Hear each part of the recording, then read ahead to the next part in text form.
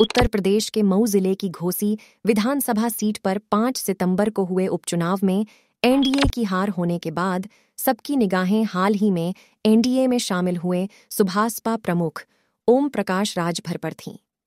चुनाव में मिली हार के बाद अब ओम प्रकाश राजभर ने एनडीए की हार का बड़ा कारण बसपा का चुनाव न लड़ना बताया है। सुभासपा प्रमुख ओपी राजभर ने वोटों को खरीदने का भी एक बड़ा आरोप इंडिया गठबंधन पर लगाया।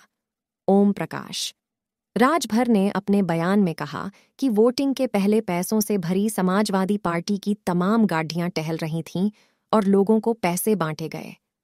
ओम प्रकाश राजभर ने अपने बयान में कहा कि अगर घोसी में बीजेपी का कोई और कैंडिडेट होता तो चुनाव के परिणाम कुछ और होते। उन्होंने कहा कि दारा सिंह चौहान का वहां पर रिएक्शन था, लोगों को दारा सिंह चौहान से दिक्कत थी और अगर कोई स्थानीय प्रत्याशी होता तो शायद हम चुनाव जीत जाते। मैं आपको बताते चलें कि 5 सितंबर को घोसी में हुए उपचुनाव के बाद सबकी निगाहें उपचुनाव के रिजल्ट पर थीं, पर 8 सितंबर को आए घोसी के परिणाम ने एनडीए खेमे में उदासी ला दी। इस चुनाव में दारा सिंह चौहान के साथ साथ ओम प्रकाश राजभर की साख भी दांव पर लगी थी। ओम प्रकाश राजभर से जब इस चुनाव के हार के मायने पूछे गए तो उन्होंने बताया कि बहुजन समाज पार्टी का चुनाव न लड़ना उनकी हार का एक बड़ा कारण है। सुभासपा प्रमुख ओपी राजभर ने वोटों को खरीदने का भी एक बड़ा आरोप इंडिया गठबंधन पर लगाया। ओम प्रकाश राजभर ने अपने बयान में कहा कि वोटिंग के पहले पैसों से भरी समाजवादी पार्टी की तमाम गाड़ियां टहल रही थीं और लोगों को पैसे बांटे गए।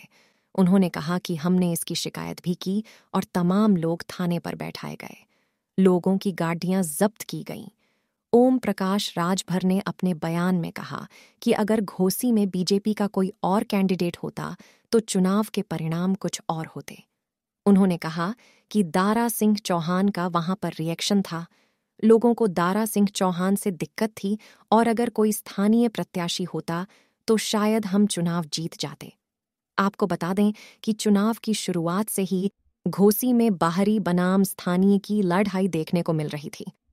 ओपी राजभर ने मंत्री बनने के सवाल पर कहा कि जो लोग इससे परेशान हैं वह लोग दिल थाम कर बैठे और हम मंत्री जरूर बनेंगे। उन्होंने विपक्षी दलों पर टिप्पणी करते हुए कहा कि विपक्षियों का कलेजा न फटे और वो लोग धैर्य रखें। राजभर ने कहा कि एनडीए के मालिक नरेंद्र मोदी, अमित शाह और जेपी नड्डा हैं और उनको तय करने दीजिए। उन्होंने आश्वस्त किया कि आने वाले दिनों में वह मंत्रिमंडल में शामिल होंगे। राजनीतिक जानकारों का मानना है कि बसपा का इस सीट पर प्रत्याशी न उतरना अखिलेश यादव के उस फॉर्मूले में जान फूंक गया जिसमें सपा प्रमुख का मानना है कि पिछड़ा, दलित और अल्पसंख्यक साथ आएं तो बीजेपी को मात दी जा सकती है। सपा के राष्ट्रीय अध्यक्ष बीते महीनों में कई बार पीढ़ीए फॉर्मूले पर जोर देते हुए यह दावा कर चुके हैं कि तीनों के साथ आने से राज्य में पार्टी की स्थिति मजबूत होगी और आगामी लोकसभा चुनाव में परिस्थितियां बदल सकती हैं। इस उपचुनाव में सपा को जहां बसपा की गैर मौजूदगी का फायदा मिला, साथ ही राष्ट्रीय लोकदल और कांग्रेस का भी सहयोग मिला। यूपी कांग्रेस का जिम्मा मिलने के बाद अजय राय ने ऐलान कर दिया था कि पार्टी इस सीट पर सपा के साथ होगी। वैसे आपकी क्या राय है वो कमेंट करके हमें जरूर बताएं।